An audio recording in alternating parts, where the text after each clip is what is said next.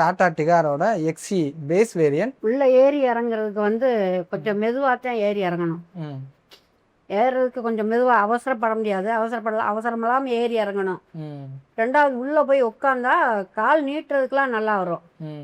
எனக்கு அப்படி மடக்குனா கொஞ்சம் இந்த இதுக்கு தொடக்கிட்ட கொஞ்சம் பத்தாம இருக்கும். நல்லா தான் இருக்கும். அப்புறம் 3 பேர் உட்காரதுக்கெல்லாம் உட்காரலாம். இதெல்லாம் இருக்கும். கொஞ்சம் வெயிட்டானவங்களா இருந்தால் கொஞ்சம் உரசும் இந்த இது. அப்புறம் வேற எதுவும் எந்த இதுவும் கிடையாது, நல்லா இருக்கும்.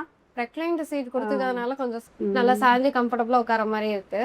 ஃபிக்ஸ்டு ஹெட்ரெஸ்ட் வந்துட்டு 2 பேருக்கு தான் கொடுத்துருக்காங்க. அதுவுமே வந்துட்டு கரெக்டாக தலைக்கிட்ட கொடுக்கல, கொஞ்சம் தள்ளி தான் கொடுத்துருக்காங்க. அப்புறம் ஹெட்ரூம் வந்து தாராளமாக இருக்கு. ஆனால் கார்னரில் உட்காரவங்களுக்கு வந்து கொஞ்சம் இடிக்கிற ஒரு ஃபீல் இருக்கும். ஏன்னா கொஞ்சம் கூப்பே டிசைனில் கொடுத்துருக்கிறதுனால அந்த மாதிரி ஒரு ஃபீல் இருக்கும். வாமிட்டிங் சென்ஸ் எல்லாம் அந்த காரில் வந்துட்டு நாங்கள் இது நாள் வரைக்கும் ஃபீல் பண்ணதில்லை. ஏன்னா 6 இயர்ஸாக நாங்கள் அந்த கார் வந்து யூஸ் பண்ணிட்டு இருக்கோம். ஏசி ரேஸ் நல்லா ஈஸியாக, அதாவது சீக்கிரமாகவே சில் ஆயிடுச்சு. கார் ஃபுல்லாக அந்த கேபின் ஃபுல்லாகவே ஃபில் ஆயிடுச்சு. டியாகோ டிகார் இது ரெண்டையுமே நம்ம ஒரே நேரத்தில் டெஸ்ட் ட்ரைவ் பண்ணியிருந்தோம். நம்ம வந்து டியாகோவில் எந்த ஒரு வித்தியாசமும் இருக்காது. ஏன்னா டியாகோவோட ஒரு பூட் எக்ஸ்டெண்டட் வெர்ஷன் தான் இந்த டிகார். அதனால் பெருசாக ஒன்றும் வித்தியாசம் இருக்காதுன்ற மாதிரி நினச்சேன். ஆனால் இதில் ரியர் சீட் கம்ஃபர்ட்டாக இருக்கட்டும், ஹேண்ட்லிங்காக இருக்கட்டும், நிறைய வித்தியாசங்கள் இந்த டியாகோவுக்கும் டிகாருக்கும் இருந்துச்சு. இப்போது இதே இன்ஜின் வந்து பஞ்ச், ஆல்ட்ராஸ், டியாகோ, டிகார் இந்த 4 கார்லேயுமே இருக்குது. ஸோ இந்த ஒவ்வொரு கார்லேயுமே இது எப்படி வந்து இதோட டியூனிங் டிஃப்ரெண்ட் ஆகுது அப்படின்றத பற்றி மட்டும் நம்ம இப்போ பார்க்கலாம். டியாகோவில் வந்து ஃபஸ்ட்டு இனிஷியலாகவே நம்ம அந்த ஆக்சிலேட்டர் கொடுத்தோன்னா டக்குன்னு மூவ் ஆச்சு. ஸோ அந்த அளவுக்கு ஒரு பிக்கப் வந்து டிகாரில் இல்லை. டிகாரில் ரொம்ப மெதுவாக நிறுத்தி நிதானமாக தான் அந்த கார் வந்து மூவ் ஆச்சு. ஆனால் லீனியராக ஒரு அளவுக்கு அப்படியே பிக்கப் எடுத்துக்கிட்டு போகிற மாதிரி இருந்துச்சு.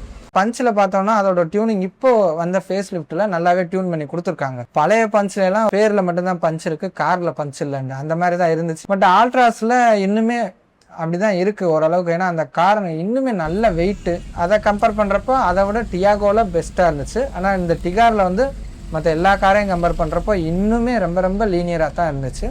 ஓகே, அதுக்கப்புறம் நம்ம அந்த ஸ்டெபிலிட்டி இதெல்லாம் பார்க்குறப்போ சஸ்பென்ஷன் அண்ட் ஸ்டெபிலிட்டிலாம் நல்லா சூப்பராக பண்ணியிருந்தாங்க. ஒரு அந்த ஸ்டியரிங் ஃபீட்பேக்லாம் நல்லா இருந்துச்சு. அந்த லைட் டு ஹார்ட் ரேஷியோ சூப்பராக பண்ணியிருந்தாங்க. ப்ரிசிஷன் வந்து ஓரளவுக்கு நல்லாவே மேனேஜ் பண்ணியிருந்தாங்க. ஆல்ட்ராஸ் அளவுக்கு இல்லைனாலும் இந்த டியாகோ அளவுக்கு இருந்துச்சு ப்ரிசிஷன். அதுக்கப்புறம் செல்ஃப் சென்டரிங் பார்த்தோன்னா 100% செல்ஃப் சென்டரிங் ஆகுது. இனிஷியலாக கொஞ்சம் வேகமாக செல்ஃப் சென்டரிங் ஆகுது. ஆனால் அந்த எண்டில் வந்து நின்று அப்படியே நிதானமாக வருது. அப்போ வந்து நம்ம கையை வச்சு ஒரு அசிஸ்ட் பண்ணி நம்ம கொண்டு வர வேண்டியதாக இருக்குது. அதுக்கடுத்து இந்த பாடி ரோல் ஓவர் உனக்கு எப்படிமா ஃபீல் ஆச்சு? இருக்கும், ஆனால் ரொம்ப தெரியாது, ஒரு அளவுக்கு இருக்கும்.